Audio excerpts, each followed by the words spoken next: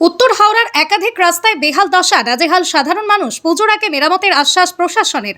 টানা বর্ষণ ও দীর্ঘদিনের নিকাশি সমস্যার জেরে উত্তর হাওড়ার একাধিক গুরুত্বপূর্ণ রাস্তার অবস্থা অত্যন্ত বেহাল হয়ে পড়েছে। রাস্তা জুড়ে গভীর খানাখন্দ তৈরি হওয়ায় প্রতিদিনই চরম দুর্ভোগের শিকার হচ্ছেন সাধারণ মানুষ। টোটো মোটরবাইক উল্টে ছোট বড় দুর্ঘটনা ঘটছে প্রায়শই। পাশাপাশি যানজটের সমস্যাও বেড়েছে, যার ফলে নিত্যযাত্রীদের ভোগান্তি চরমে পৌঁছেছে।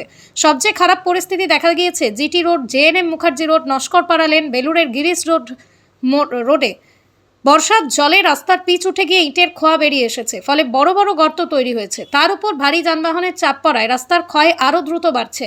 জল দীর্ঘদিন জমে থাকায় রাস্তার স্থায়িত্ব নষ্ট হচ্ছে বলে অভিযোগ। বিশেষ করে বালি থেকে হাওড়া সংযোগকারী GT road, Girish Ghosh road অত্যন্ত গুরুত্বপূর্ণ। এই দুই রাস্তার ধারে রয়েছে একাধিক স্কুল, হাসপাতাল, গুরুত্বপূর্ণ প্রতিষ্ঠান। ফলে প্রতিদিন বহু পড়ুয়া, রোগী ও সাধারণ মানুষকে ঝুঁকি নিয়ে ভাঙাচোরা রাস্তা দিয়ে যাতায়াত করতে হচ্ছে। বেলুরের ধর্মচক্র বাসস্ট্যান্ড সংলগ্ন গিরিশ ঘোষ রোডে বড় বড় গর্তে বৃষ্টির জল জমে কার্যত মৃত্যুফাঁদ তৈরি হয়েছে। এলাকাবাসীদের অভিযোগ, প্রতিদিনই টোটো ও বাইক দুর্ঘটনার কবলে পড়ছে। দ্রুত রাস্তা মেরামতের দাবি তুলেছেন স্থানীয় বাসিন্দারা। এদিকে রাজ্যের পুর প্রতিমন্ত্রী উমেশ রায় জানিয়েছেন, নতুন সরকার দায়িত্ব নেওয়ার পর মাত্র 2.5 মাস হয়েছে।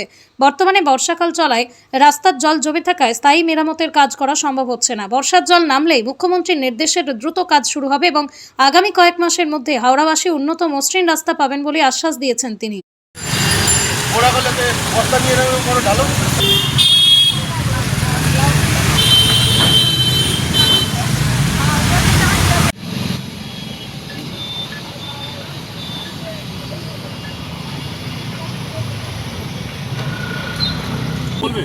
কি করবো, আমাদের হাতে কি করার আছে, আমরা কি বলবো বলুন। এই পরিস্থিতিতেই তো যেতে হচ্ছে আমাদেরকে। খুব অসুবিধা হয়, মানে এটা ঠিক করলে তবে আমরা মানে একটু উপকৃত হবো আর কি। বাচ্চারাও তো অসুবিধা হচ্ছে, বাচ্চাদের খুবই অসুবিধা হচ্ছে। হ্যাঁ, এক এক সময় গাড়ি তো উল্টেই যাওয়ার খাপ। কি বলবেন প্রশাসনকে, কি বলবেন? প্রশাসনকে বলবো যে রাস্তাটা যাতে ঠিক করে। আবার কি, আপনার নাম? টুম্পা রানা। বাজে রাস্তার অবস্থা, এখানে কোনো পরিষেবা একদম ভালো না।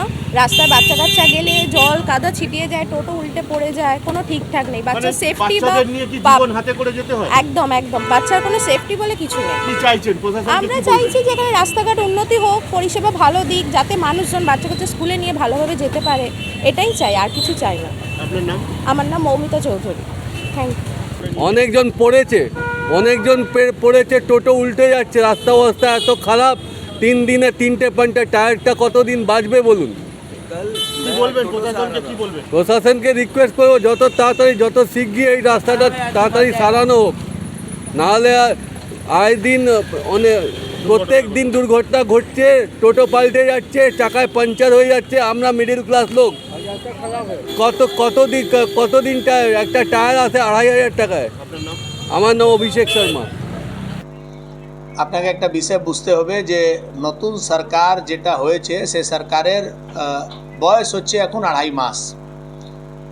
এর আগে যে সরকার ছিল, সেই সরকার একটা খুব বড় যোজনা শুরু করেছিল। তার নাম ছিল পথশ্রী, দ্বিতীয়ের নাম ছিল আমার পাড়ায় আমার সমাধান।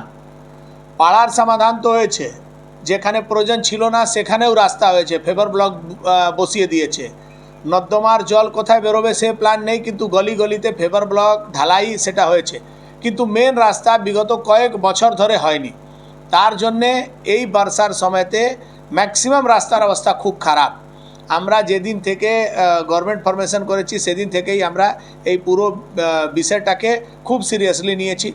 পিডব্লিউডিকে বলা হয়েছে জিটি রোড তৈরি করার জন্যে, তার পুরো প্রসেস শুরু হয়ে গেছে।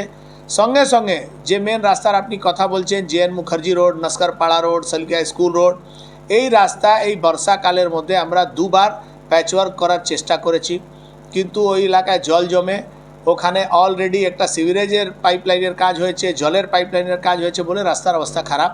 আমরা টেম্পোরারি ওখানে প্যাচওয়ার্ক করার কাজ চালাচ্ছি।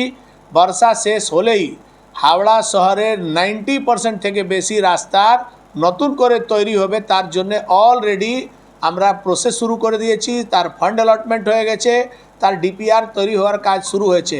দুর্গা পূজার আগে আপনি হাওড়া শহরের 90% রাস্তা নতুন রূপে দেখতে পারবেন। সিএজি का रिपोर्टर है, আমি দাদা কমিশনারকে জিজ্ঞেস করবেন।